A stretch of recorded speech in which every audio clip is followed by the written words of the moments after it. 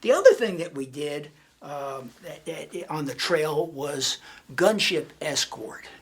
Okay, so they, again, in the winter of 69 and 70, gunships over the trail were just starting to come into play. Now, they had AC 47 gunships for close air support, essentially in permissive environments in the South for some time, since the start of the war. Those are Spooky, correct?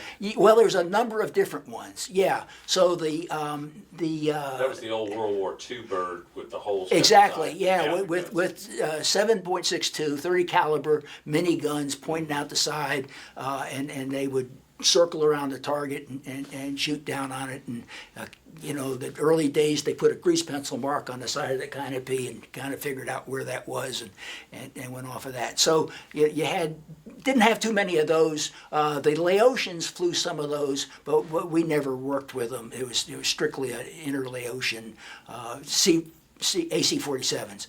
They also had AC 123s, AC 119s, Stingers, same one with the twin boom on the back, and then AC 30s, 130s was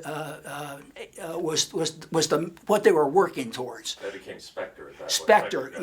yeah, and they were just coming into their own there. Well, they wanted us to escort them because of ground fire. They couldn't see ground fire, and so we would work with the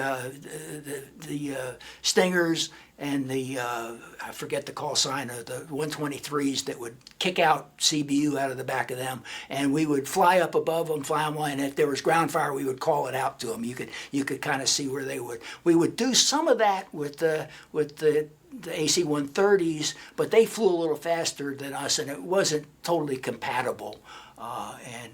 So you would escort a gunship around through his whole mission, and then he would fac you in on whatever he found left at the end of his mission. That point you just made, when you factor in all the different aircraft and the speed they would run and how they would try to operate together, like the Skyraider, if it was escorting an HH-53, would actually have to circle around it because it moved at such a slower speed. Now you're up with a 130 could as fast or faster. Yeah. Just in your doors, yeah. and you're trying to keep up. Yeah. Now, of course, normally they wouldn't be flying straight lines, and they'd be circling around and stuff, so you could end up keeping up with them. But yes, we would do gunship escorts as well, and then you'd finish up the mission. You'd get the battle damage assessment from the FAC. You're writing that down on your knee pad with a grease pencil. You know how many trucks you got, and they would estimate the number of rounds of ground fire that you took. And you write all that down. You start heading back towards NKP. You couldn't check each other over for battle damage because you couldn't see anything. It's dark, And we'd come back to NKP and do a ground-controlled approach, radar-controlled approach, landing or a TACAN approach there because it's nighttime and you can't see the ground. And when you get down, did you, I'm sure you did post-flight inspection of your aircraft, how many times did you come back with holes in your bird? Not that. I mean, me personally, doing night work, I don't know that I ever did. I mean, we lost airplanes at night to ground fire. There was a real possibility of mid-air collisions. We had two A-1s run together while I was there, but blessedly just clipped each other and brought both of them back. But it's not just the ground fire that's dangerous, it's the other airplanes that's there's up there. A lot in the air, and that's the other thing that never gets really talked about.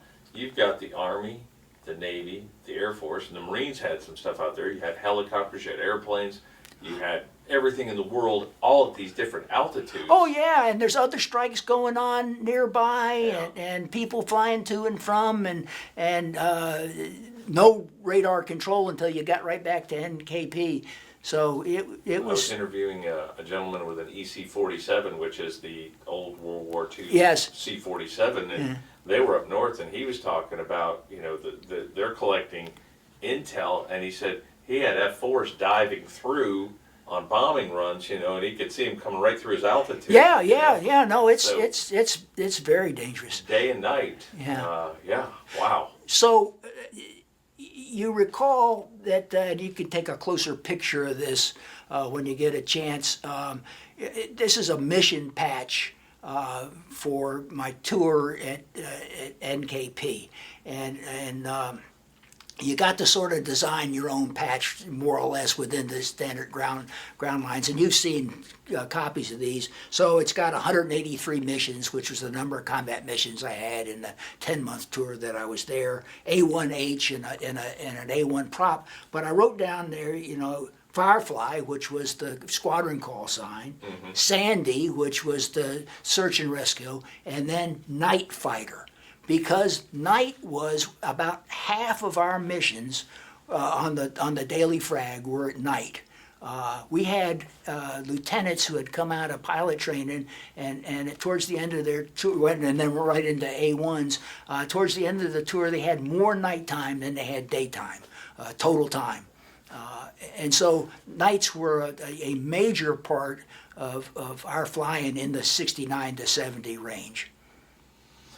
It was what, 71?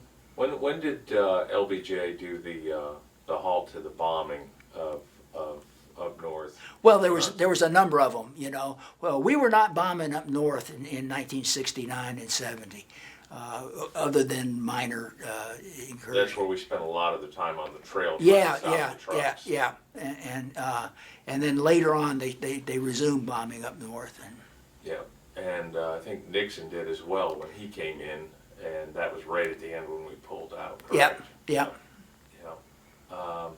Let's see. Anything else that you'd like to talk No, about? you know, thanks for the opportunity to talk about the night operations, and because they were such a large part of what we did there, and they, you know, they were rewarding in the because you could tangibly see that you were stopping trucks from getting down south where they were doing the most damage, and so you could see that you were doing something there. It was good to do that. And When you were down south, and the way the North Vietnamese would run equipment, they would bring people and munitions down from the north, but then they would go by sea down around. They come in from the south with their heavy equipment, their tanks and their trucks, and and bulldozers and whatnot. Did you ever fly down there and stop any of that, or? Not.